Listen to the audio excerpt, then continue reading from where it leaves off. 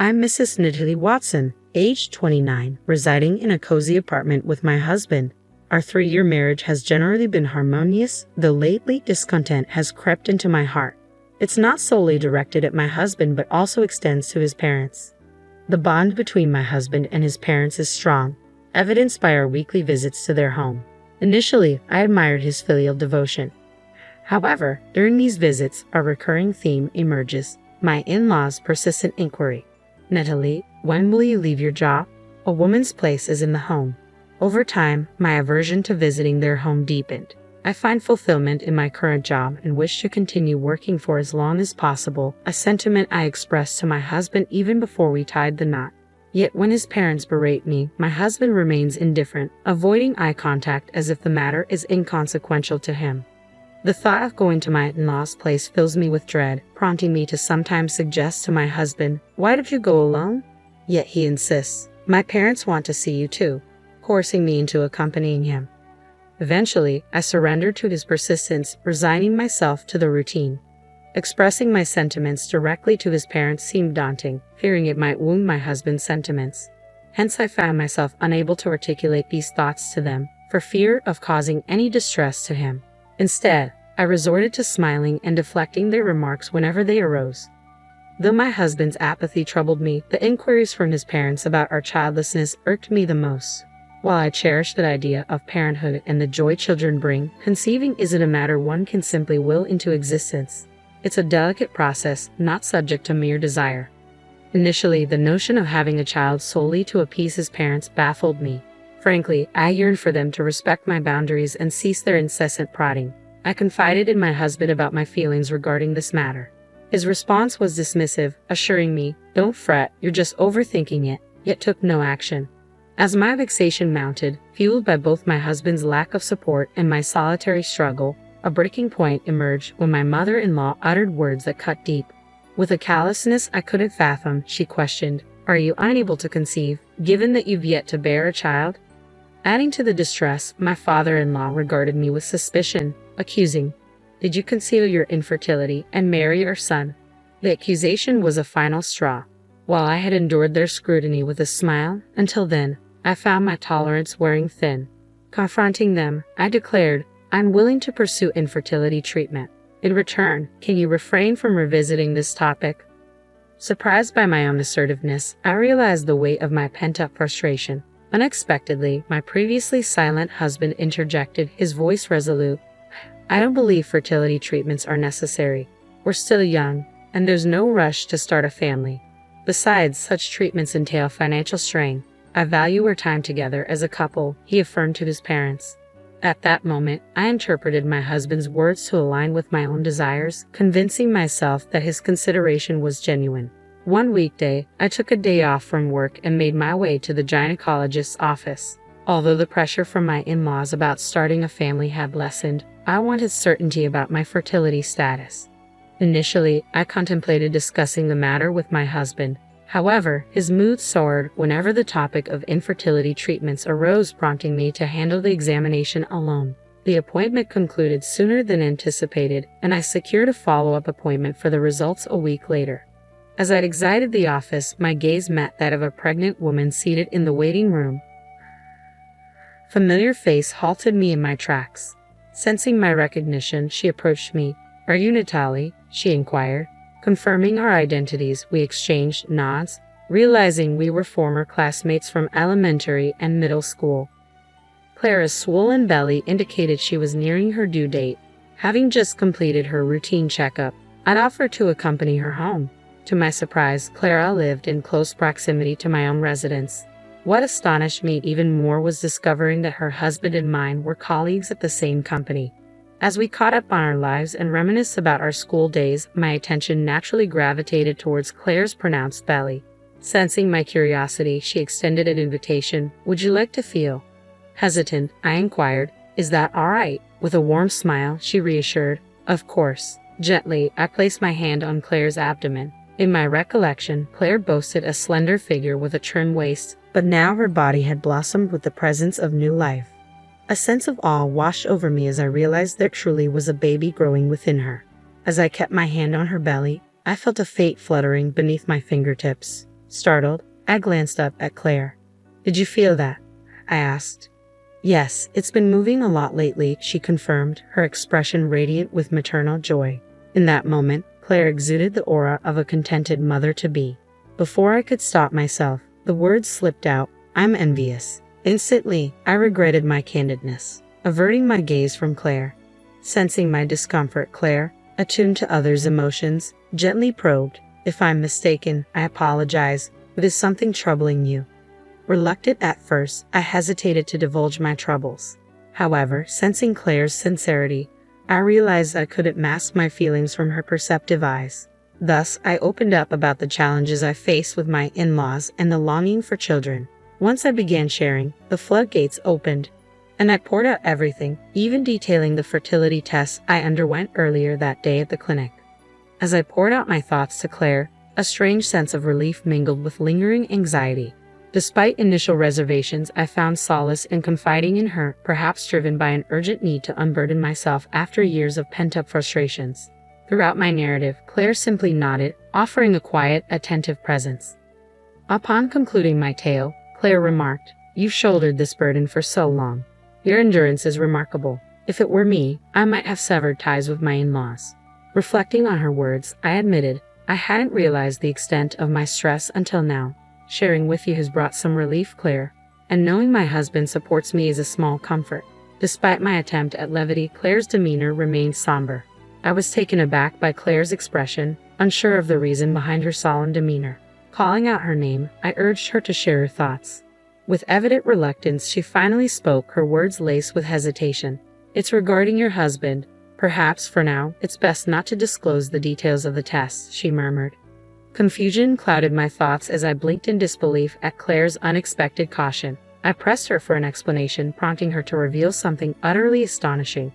Struggling to comprehend Claire's revelation, I made my way home with faltering steps. Seated on the sofa, I dwelled on her words, grappling with disbelief and uncertainty. While part of me resisted accepting the truth, Claire's sincerity left little room for doubt. Moreover, recent doubts about my husband's behavior intensified my turmoil. If Claire's claim held any truth, I could have fathomed forgiving him. Determined to uncover the truth, I seized the opportunity during a visit to my in-laws. Amidst tea and snacks, my mother-in-law broached the familiar topic of my job. Unlike before, this time, my response harbored a newfound resolve. "I suppose I'll consider quitting when we have a child," I responded. My mother-in-law blinked in surprise, remarking, "So, you've decided to start a family?" Excitement lit up my father-in-law's face as he eagerly exclaimed, "Ah, will I finally get to hold a grandchild?" However, my husband, after a brief glance at my expression, adopted a restrained demeanor, cautioning, "Well, parenthood is a blessing, but timing is uncertain." As anticipated, my husband's reaction followed the script I had predicted. Meeting his gaze, I disclosed, "Actually, I had a recent appointment with the gynecologist, presenting him with the results of my infertility test. The report indicates no issues," I informed him preemptively. "I'm beginning to feel the desire for a child as well. Will you support me for the sake of your parents?" My husband's gaze flickered between the test results and my face, his complexion flushing crimson as he erupted, "I refuse to undergo any infertility treatments. I won't even get tested." His sudden outburst left his parents stunned, but I couldn't suppress my disappointment, realizing Claire's words were indeed true. "By the way, you know Mr. Howard?" I inquired, noting my husband's surprised expression. With a sense of foreboding, I revealed what I had learned, awaiting his reaction. "His wife happens to be a friend of mine. Apparently, you've been making disparaging remarks at work, claiming my wife is defective, unable to conceive due to infertility. She's abandoned her femininity to focus solely on work, and I'm the pitiful one for marrying her." As I leveled him with a gaze icy with disappointment, my husband's lips quivered, his demeanor defensive. "And what if it is true?" he retorted, his tone laced with defiance. "Who else would want someone like you?" His words, filled with scorn, struck me like a blow, causing the warmth I once felt for him to dwindle. Maintaining my composure, I gestured towards the test results lying on the table. "I've just proven there's no issue on my end, haven't I?" I remarked calmly. Despite his silence, I couldn't shake off a nagging suspicion that had lingered in the recesses of my mind. "Could it be that the problem lies with you?" I ventured, voicing the troubling thought that had plagued me. "Is that why you've adamantly refused infertility treatments and testing?" At that moment, my previously silent mother-in-law interjected sharply. That's impossible. There's no way my son could have any issues. If there's a problem, it must be with you, she asserted vehemently, her face flushing with indignation. In a sudden burst of anger, she seized the test results from the table and declared, "These must be fabricated," before tearing them to shreds. My husband's initial surprise quickly gave way to alignment with his mother's sentiments. "Yeah, she's right. There's no way it could have any issues," he affirmed, joining in the accusatory chorus. With their combined blame raining down on me, I realized the futility of continuing the discussion. In a decisive move, I slammed the prepared divorce papers onto the table, signifying the end of our feudal union. "Then please proceed with the divorce, and perhaps you'll find a far superior wife than myself," I declared calmly, my resolve unwavering. In response, my husband retorted, "Yeah, that's right. I'll find someone much better than you," his words dripping with anger as they hastily filled out the divorce papers. Surprisingly, his parents offered no objection to his decision. As I watched dispassionately while the divorce papers were completed, a sense of liberation washed over me, realizing I was severing ties with the trio before me. Once the last signature was affixed, I swiftly snatched the papers, bidding a curt goodbye, before swiftly departing from my in-laws' home. Though I thought I heard a voice calling after me, it was likely just my imagination. I swiftly made my way to City Hall and promptly filed the divorce papers.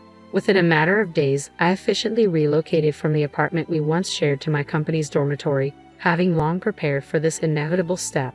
Given that I was the sole lessee of the apartment, the transition proceeded without a hitch. As for my ex-husband's belongings, I packed them into cardboard boxes and arranged for them to be delivered to his parents' residence with payment upon receipt. Settling into my new life at the company dormitory, I was taken aback when I received a call from my ex-husband. Curious as to his intentions, I answered the phone, only to be met with a barrage of accusations. "Why did you file for divorce? And why did you vacate the apartment?" he demanded angrily. Perplexed by his sudden outcry, I responded calmly, "Let's not play games. You agreed to the divorce and signed the papers, didn't you? As for the apartment, I've moved out because it's no longer necessary, considering our divorce and my sole responsibility for the lease." Despite my attempts to reason with him, my ex-husband remained obstinate. "Revoke the divorce. Let's start anew with marriage papers. Where are you staying now? Let's reunite," he persisted, spouting increasingly ludicrous proposals. Exasperated, I reached my limit and declared, "Enough. I'm ending this call. Do not contact me again." Attempting to terminate the conversation, I prepared to disconnect, only to be met with a threat from my ex. "If you won't disclose your location, I'll visit your workplace," he warned ominously. At wit's end, I sternly retorted, "Any disruptions you cause will only reflect poorly on you," before abruptly ending the call. Despite my hopes that he wouldn't resort to drastic measures, I took precautions and confided in my boss about my ex-husband. Neither my boss nor I anticipated any trouble, but to our dismay, he caused a disturbance at the company. I was mortified to learn from the security guard that he had caused a scene in the lobby, necessitating police intervention. Filled with shame and regret, I found solace in the empathy of my coworkers who reassured me that ending the relationship was the right choice. Later, I was informed by Claire's husband that my ex-husband had attempted to shift blame onto me when news of the police incident reached his workplace.